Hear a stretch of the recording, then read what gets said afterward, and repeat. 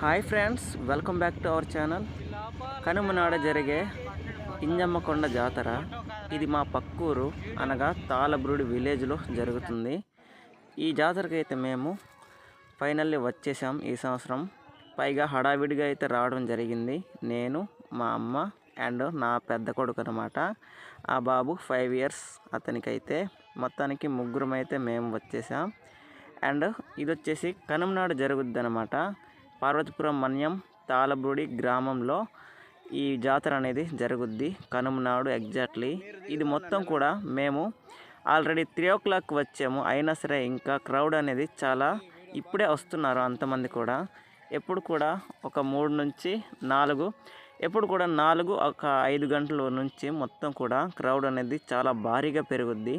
ఇప్పుడైతే అంత లేదు. నేనైతే ఎగ్జాక్ట్లీ 3 o'clockకి ఈ వీడియో అనేది రికార్డ్ చేస్తున్నా.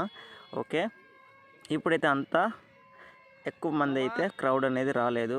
4-5 ఆ టైంలో అయితే చాలా భారీగా అయితే రావడం జరుగుతుంది ఈ కొండకి. ఇంజమ్మకొండ జాతర అనమాట. ఇక్కడ వచ్చేసి అప్పట్లో పూర్వ పెద్దలు చెప్పారు ఏమనగా, ఈ కొండ మధ్య నుంచి ఒక దేవుడు అనేది కొండ బద్దలయ్యి వెలిసాడంట. ఇక్కడ ఉండే పంతుళ్ళు వాళ్ళు చెప్పగా వినడం అయితే జరిగింది. ఈ విధంగా ఈ కొండ పైన ఇంజమ్మ కొండ అంటే ఇంజమ్మ తల్లి అనేది వెలిసిందనమాట. ఈ కొండలో వెలిసింది.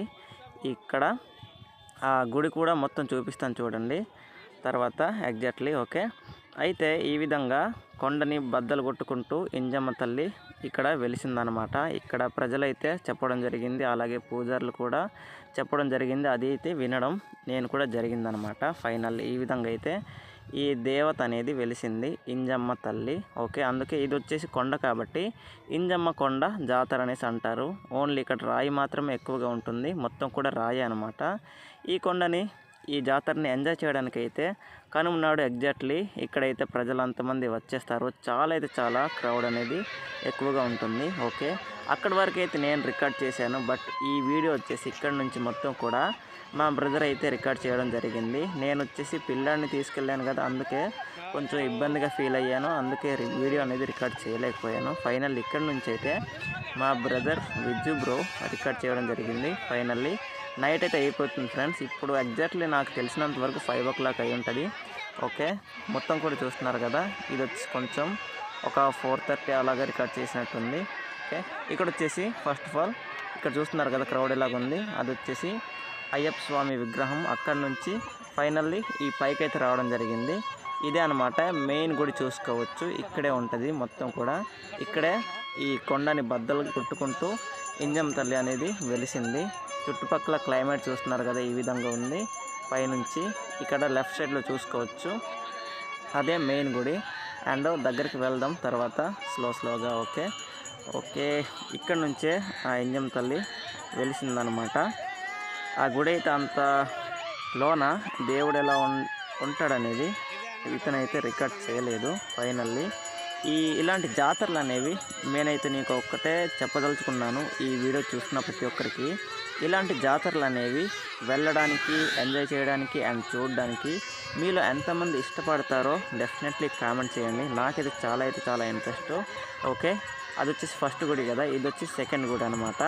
ఇక్కడ రెండింటిలో కూడా కొబ్బరికాయలు అనేది కొడతారు. అంటే దేవుణ్ణి అనేది రెండింటి దగ్గర ఉండే దేవుడు ఒక్కరే.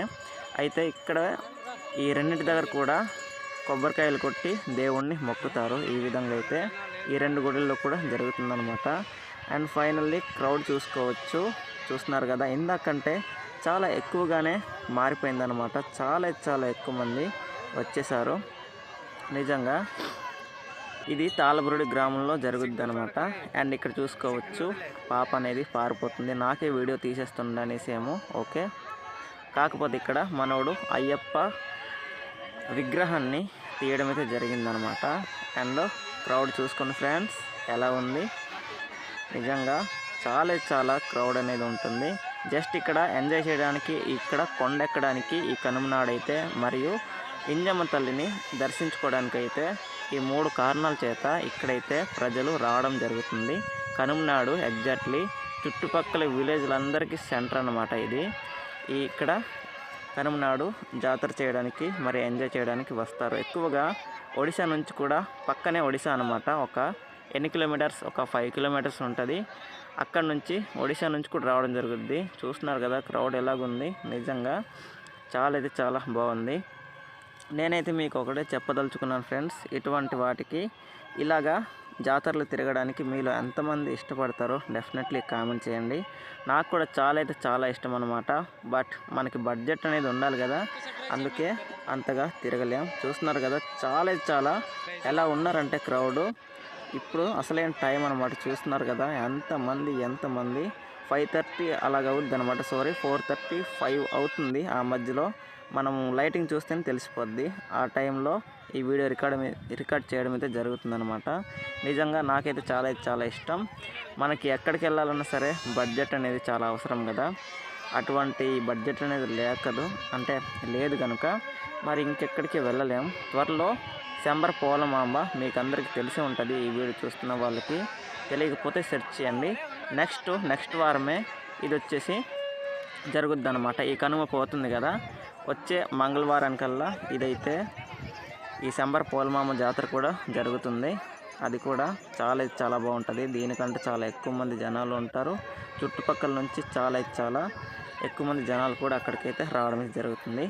ఓకే, వీడియో అయితే ఎండింగ్ వస్తుంది. వీడియోని ఇప్పటివరకు ఇక్కడ దాకా చూస్తుంటే థ్యాంక్ యూ సో మచ్. వీడియోని చూస్తున్న ప్రతి ఒక్కరూ లైక్ చేయండి. చూస్తున్నారు కదా ఎలా క్రౌడ్ ఉంది.